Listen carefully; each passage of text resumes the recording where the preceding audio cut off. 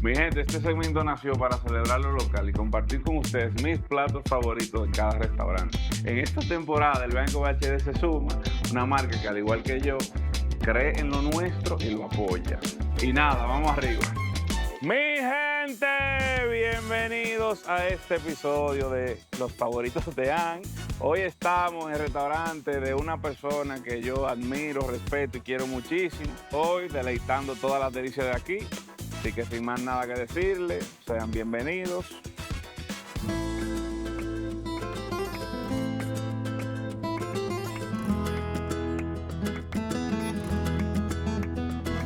Nada, mi gente, hoy nos está acompañando Rodolfo García, cariñosamente Ofos. Ofo, muchas gracias por recibirnos con todo este aparataje en su, puede decir, su segunda casa, que es la casa.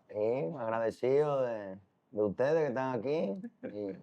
Y nada, aquí estamos, vamos a darle. Nosotros estábamos conversando antes de empezar a grabar que Ofo tiene una historia bastante robusta. Por ejemplo, Ofo fue el que inició el movimiento de los food truck aquí en el país. Ofos Food. Ofo Food, exactamente, Ofo Food Truck.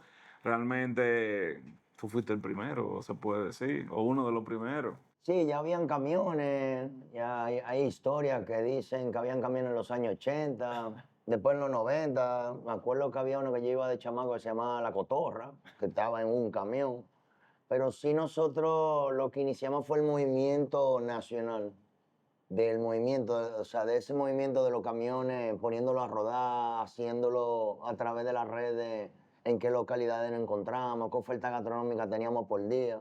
Y la oferta gastronómica era un poquito más refinada a lo que uno acostumbraba a ver en un chimi, por ejemplo. Sí, era digamos que gastronomía de restaurante, llevado a la calle. Recorrimos el país, surgieron muchos eventos, Festival Bocao, parte de ese año 2015 en el movimiento que estaba iniciando de los food trucks.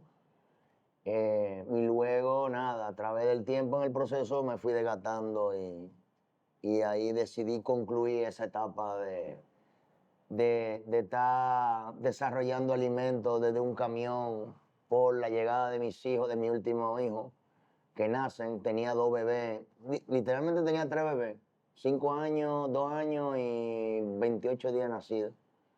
Y tomé esa decisión de decir, pues ya no quiero seguir al ras de una acera o todo este movimiento culinario que estaba sucediendo, que me consumía mucho horario nocturno. Nosotros teníamos, le llamábamos las 3 olas, arrancaba a las 6 de la tarde, a las 11 se calentaba de nuevo y luego venía la ola de las 2, 3 de la mañana. Y que ya era un perfil de gente, muchos de ustedes, que no estaban en su cabales, que había que estar bregando con muchos de ustedes. Y nada, eso nos llevó a la conclusión, a mí y a mi esposa, de cerrar ese proceso y eventualmente, en el tiempo, decidí abrir un restaurante de nosotros. Que es la casta o La casta. la casta. Pero antes de la casta llegó la pandemia que nos jodió a todos. A todos, digo literalmente a todos, pero en especial a nosotros los que teníamos o tenemos, gracias a Dios todavía, negocios de comida. Tú empezaste a vender comida tailandesa. Sí, resulta ser que cuando termino el ciclo, el proceso de los food trucks, empiezo también con el tiempo, cuando llega la pandemia, a observar el comportamiento de lo que eran las ghost kitchen a nivel mundial. Okay. En ese momento eran ghost kitchen o dark kitchen. Empiezo siempre curioso de lo que está sucediendo afuera de los movimientos, más que a lo mejor de la parte gastronómica. Pues en ese momento, antes de la pandemia, ya había iniciado Uber Eats con el movimiento mundial. Ya se había instalado en México, ya se había instalado en Estados Unidos, que venía de esa transición de cuando surgen los food trucks, viene por la recesión económica en el 2008 en Estados Unidos. Y los restaurantes encuentran esa mecánica de facturar. Quien sustituyó el movimiento de los food trucks fue el movimiento de los ghost kitchen. Claro. Porque cuando se estabilizó la economía, los food trucks volvieron a su normalidad respecto a los propietarios de restaurantes. Claro. Y luego identificaron, el mismo mercado se fue identificando con los cambios de que el ghost kitchen tenía un potencial a desarrollo de poder desarrollar en un radio de 7 kilómetros, distintas ofertas de comida desde la misma cocina de un restaurante.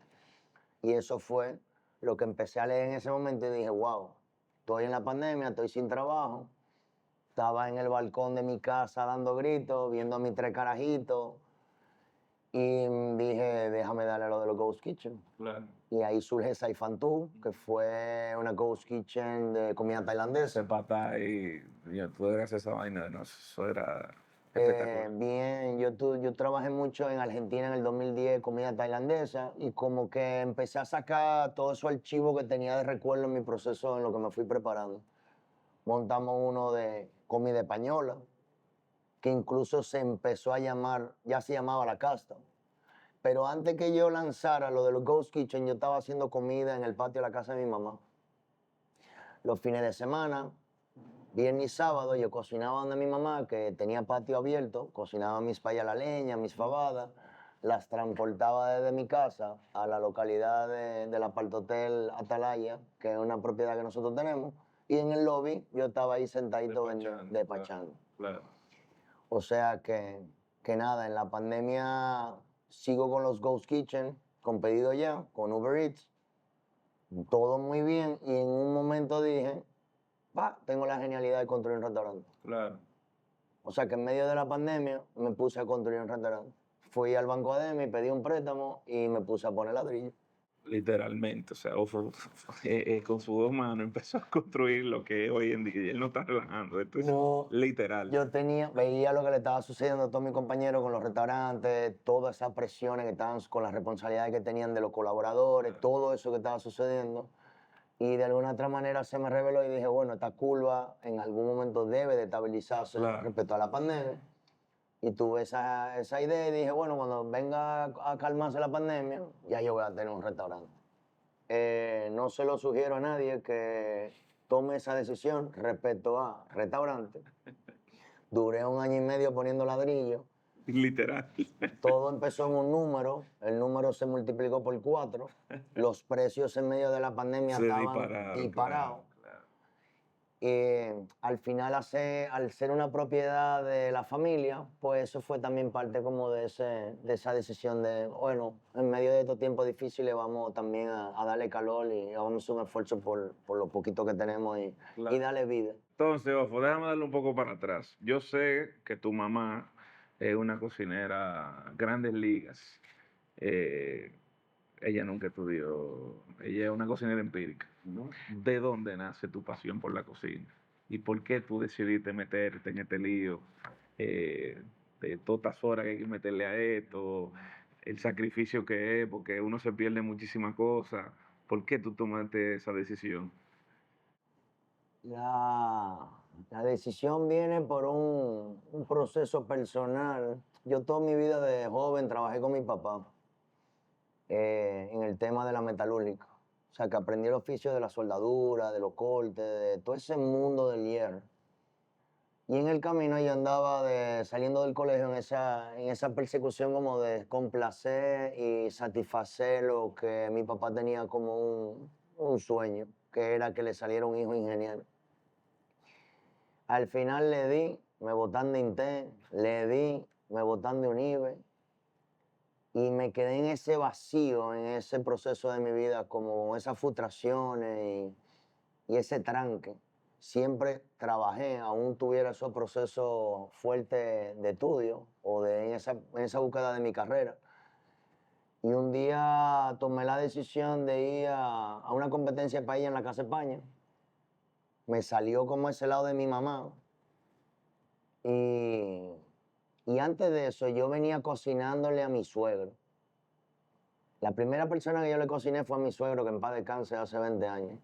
Fue como esa búsqueda de que como no sabía qué decirle al suegro, que estaba montándole a la hija, que hoy en día es mi esposa, montándole a la noviecita, pues me sentía como desubicado, como que yo le voy a decir de dónde, de qué hago yo, para qué yo sirvo, algo. Tengo como que impresionarlo. Y la primera receta que le hice fue un lambín. Yo nunca había cocinado. Yo había visto a mi mamá toda la vida cocinar. Y claro, eso se queda en el paladar, se queda en la parte motriz. todo el tiempo está en contacto con alguien Que lo hace. que lo hace y que disfruta lo que está haciendo y muchas de las recetas ya nosotros por herencia de nada más verlo y comerlo ya nosotros la habíamos ido adoptando sin habernos preparado o haber tomado la decisión del mundo de la gastronomía. Y cuando yo empecé con el teléfono, en esa época lo que había eran esos inalámbricos de esos teléfonos de la época. Yo llamaba a mi mamá y le decía, ay, te compré el lambí, ¿cómo hago el lambí? Quiero impresionar a mi suegro, esto. Y mi mamá por el teléfono me iba llevando. Y así empezó como ese sentimiento que por primera vez me sentía que servía para algo. Fue como que, wow, pero, mano, si yo estoy hablando con mi mamá y estoy impresionando a mi suegro y me está funcionando, pues yo parece que el lado de mi mamá va a ser el camino. Ahí continué, viene una competencia de paella, cojo para la competencia de paella y gano el primer lugar. Y ahí fue como una revelación, como que, no, Esto es lo mío es cocinar. Claro. Y ahí empecé un journey ahí ya me fui, eso fue en el año 2002, ya fui empezando como a tomar decisiones, recibo el apoyo de la familia, me movilizo a Barcelona, estoy con Ferradrià, hago carrera allá, conozco todo ese movimiento de la época de lo que era la revolución del movimiento molecular, que estaba en ese vanguardismo 2002, 2003, 2004, fue que viene y explota a nivel fuerte, aunque ya venían trabajándolo de mucho antes. Salgo de allá, me devuelvo, vengo al Dominico Americano, hago el diplomado del Dominico Americano en curso, termino dando clases en el Dominico Americano, vuelvo a competencia de paella, gano el primer lugar, vuelvo a paella competencia. Aquí atrás tengo todos los trofeos que fui coleccionando del proceso. Y nada, por ahí despegué y mi primer trabajo fue en Jarro Café. Empecé aquí en Zona Colonial, empecé de cero y por ahí arranqué y toda mi historia pues hasta el sol de hoy. Literalmente la gastronomía salvó mi vida. Soy agradecido de ella, soy agradecido del proceso, de la disciplina que me fue brindando como un joven rebelde, como un joven no satisfecho en esa búsqueda, inadaptado. Y esas estructuras, cómo está estructurado el mundo gastronómico, al tener esos aprendizajes, esos movimientos, pudiendo haber estado en Barcelona, después en el 2010 me fui a Argentina a estudiar, a seguir continuando preparándome. Allá estuve con grandes maestros, Iguau Komiyama, Borja Blasquez, Donato De Santi, y así sucesivamente. Y nada, me quedé enamorado. O sea que hasta el sol de hoy estoy y seguiré. Esperemos que siga, claro, porque, y esto es literal, yo conocí a Ofo hacía un podcast antes, yo lo conocí formalmente en la pandemia, pero cuando yo lo vi, yo me recordé mi papá siempre ha sido muy fan de Ofo, y me acuerdo los chismes, me acuerdo la comida Thai, o sea, yo me acuerdo, pero nunca había conocido el personaje en persona. Y pues desde ese momento hasta el día de hoy, pues nos hemos quedado siendo amigos. Y realmente, Ofo ya nos visitó en la cocina de Basic Widán y hicimos la paella marinera, que la vamos a estar probando muy pronto en este episodio. Okay. Y realmente, Ofo ahora se está enfocando más en lo que es la tradición de la cocina española, puede decir. Y él lo sabe más que yo, que esas tradiciones y esos platos tradicionales clásicos, pues son muy difíciles de ejecutarlo porque no es lo mismo cocinar como tú vas a cocinar en tu casa para 5 o 10 personas, como tú cocinas para 80, 90, 100 personas constantemente en la semana. Entonces, mantener esos estándares de calidad y la consistencia de los sabores, pues realmente qué bueno que Ofo, esa palabra que él dijo muy poderosa, que la cocina pues salvó su vida, es real y qué bueno que él sigue pues deleitándonos con todo ese conocimiento gastronómico que él tiene. Entonces, una pregunta que cuando yo estoy hablando con chefs, a mí me gusta hacerle es, ¿qué tú le recomendarías a un joven culinario que quiere meterse en todo este lío? ¿Cuál es tu recomendación para esa pequeña saltamonte? Que si lo que quiere dinero no es por ahí, no es el camino. Porque esto es mucha pasión y la pasión va por encima de todo. A mí ha sido muy difícil y he tenido que hacer un trabajo en mi proceso de vida. Ha sido muy fuerte y he tenido que pedir ayuda para poder hacer esa conversión o ese traspaso de lo personal a lo comercial. El que cocina es muy apasionado, es muy esa persona que vive en su mundo y que aprende a durar 12 horas parado, que no le duele, que entiende que todo el consumismo de su vida va basado en los alimentos y en su profesión. Yo cuando he sumado y he retado, creo que he perdido más de lo que he ganado económicamente, literal. En el proceso mío, como me fui desarrollando en mi proceso de vida como cocinero.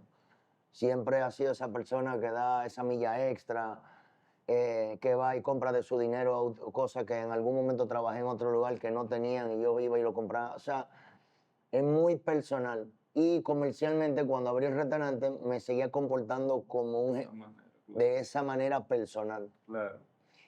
Y ahí vino un shock.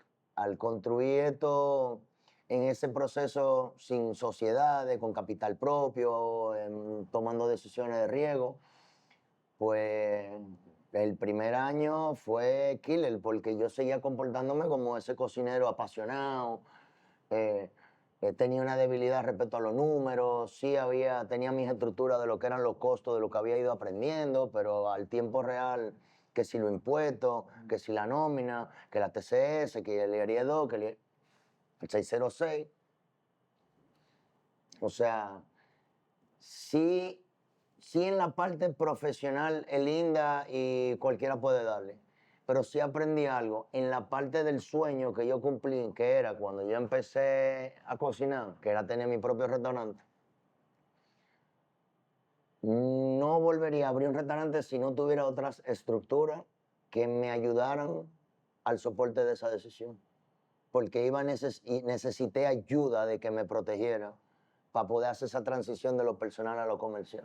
No, y también yo opinando aquí, hay veces que uno tiene que pues llenarse de humildad para uno pedir ayuda. Y eso no es fácil. O sea que qué bueno que soy ser valiente de hermano, literalmente, no estoy caminando, ayúdame. Y, y qué bueno que esa ayuda pues ya se está materializando, por decirlo así, porque yo sé que las cosas, gracias a Dios, pues han cambiado para Sí, mí. vamos bien. Y cuando respondo tu pregunta, no es un tema de Asia que no sea negocio, ¿no? Es de esa obsesión, de ese sueño de que la persona identifica, yo me quiero volver un cocinero, yo quiero dedicarle la vida a esto. En el proceso aparecen matices. Mira un ejemplo, la mayoría de los dueños de restaurantes de este país no son profesionales en el área, porque comercialmente desarrollaron mejor herramienta y no fue la obsesión o ese sueño que confundió del tema del arte de cocinar. No tienen esa pasión per se que pueden tenerlo en manifestaciones del paladar, del buen comer, de querer aprender a cocinar. Pero es como que primero desarrollaron otras profesiones antes de. Yo me fui en seco al arte de cocinar y en seco me devolvió. Claro. O sea, entonces ya después de varios años, 10 años, 20 años, he tenido que generar en este proceso de mi vida nuevos cambios para poder equilibrar ese sueño de aquel cocinero que da su vida por la cocina y después viene familia, vienen otro tipo de responsabilidades y mantener ese equilibrio pues es complicado. Ha sido la receta más difícil de mi vida. Claro. Entonces, Ofo, tú que has pues caminado en mucha gama de la industria gastronómica, ¿cuáles son tus planes de lo que queda del 2025 y a futuro? Como te comentaba, en ese proceso de cambio, de madurez respecto a ese profesional en el arte de cocina, ahora nosotros, el restaurante continúa con normalidad, vienen reformas respecto a generar nuevos espacios de salón privado, de una terraza que tenemos en lista de posadesarrollo. Y ahora en unos días estaremos tomando la gerencia del restaurante Unagi y de la Cava en Punta Cana. O sea que nuestra gente de Punta Cana pues van a tener un gran talento culinario aportando allá a toda esa industria gastronómica que está creciendo bastante en esa área. Y yo personalmente, pues cuando Ofo ya esté integrado por allá, pues me voy a tomar el viajecillo para ir a deleitarme. Allá vamos a tirar buenos videos allá.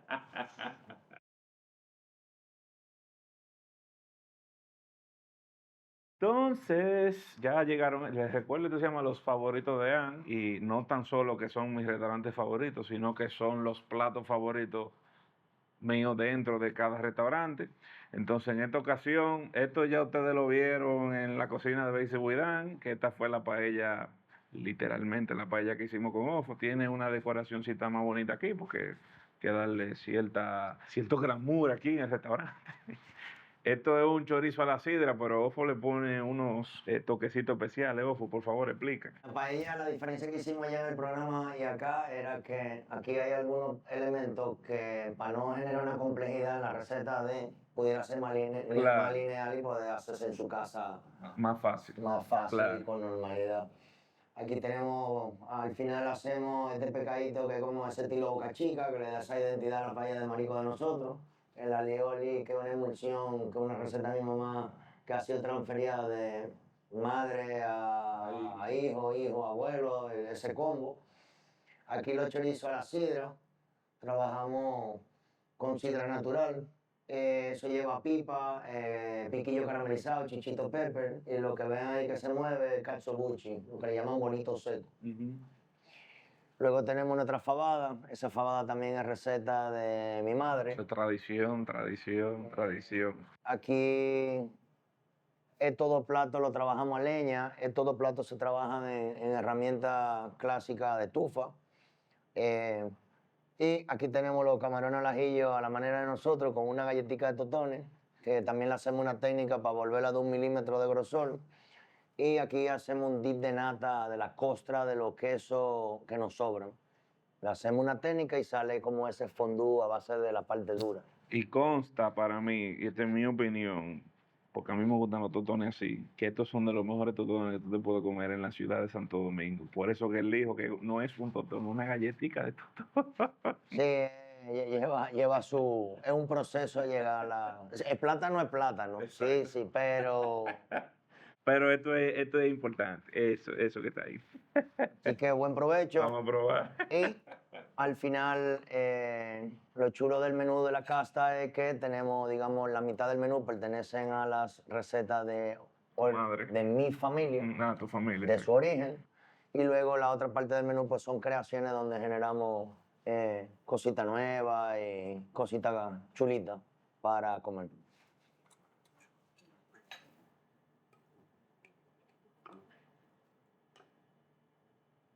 Vamos a ver qué tal.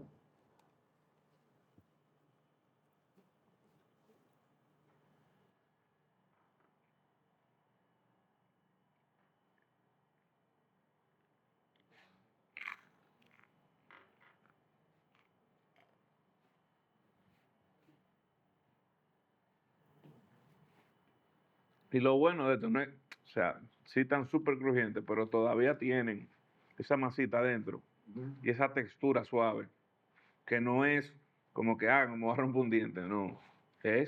Tú vas a romper ese crocante, pero vas a tener esa textura todavía de plátano, no voy a decir puré porque no es puré, pero todavía tiene esa textura de plátano adentro, que realmente por eso que para mí es un tostón súper ganador.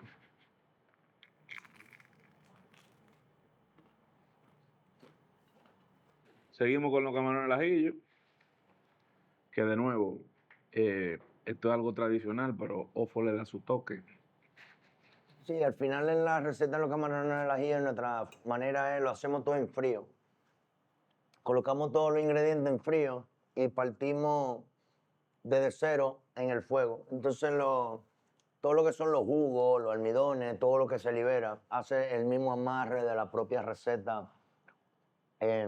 incluso dejando la textura que quede pesa y cómo apunto uno y el ajito quede, digamos, como sancochado. Pero es un tipo de ajillo.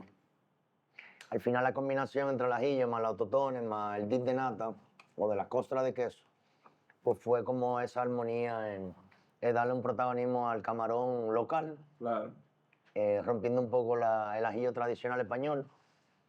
Y arriba le pusimos la parte del puerro, que normalmente cuando se corta lo eliminamos.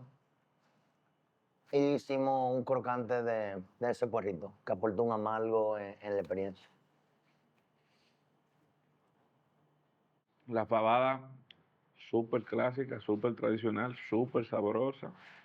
Les recomendamos que se lo coma al mediodía para que pueda, si se lo come de noche, pues esa digestión.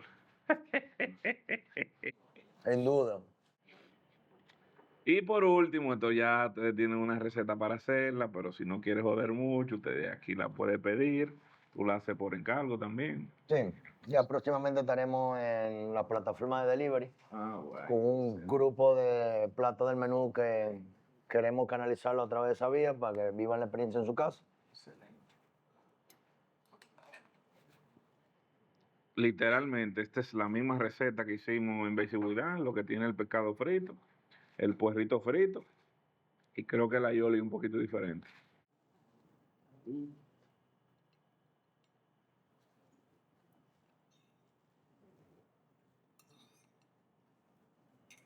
Sí, un arroz noble.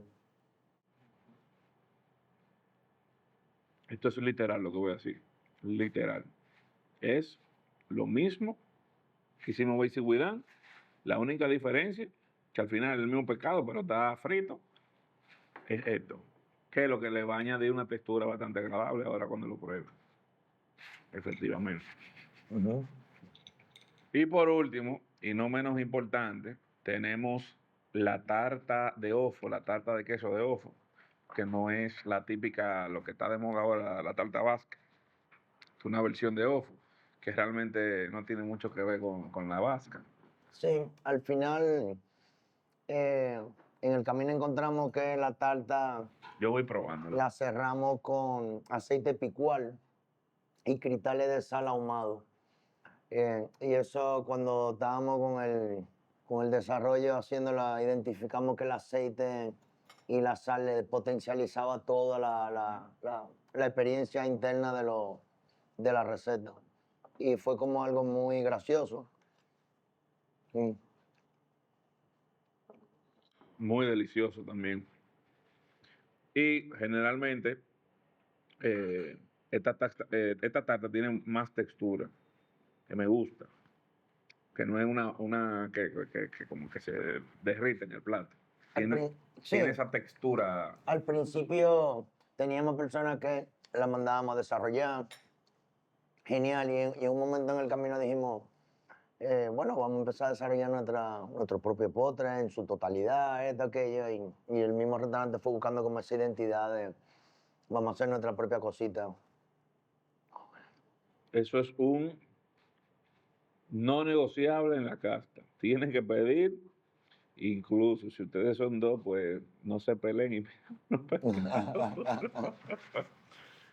Nada, mi gente, gracias a ustedes por acompañar este pequeño momento de sus días. Gracias especiales a Ofos. Él sabe que yo lo respeto, lo admiro y lo quiero muchísimo. Gracias por recibirnos, te lo dije al principio, te lo voy a decir con todo este aparataje en tu casa. Espero que se motiven a venir para acá. Ofo ya informó que yo entiendo que cuando salga el episodio, pues puede ser que ya el delivery esté funcionando. Y si no, venga y deleítese aquí en la casta. Nos vemos en la próxima. ¿Usted tiene algo más que decir antes de decir adiós? Agradecido por la oportunidad y seguimos.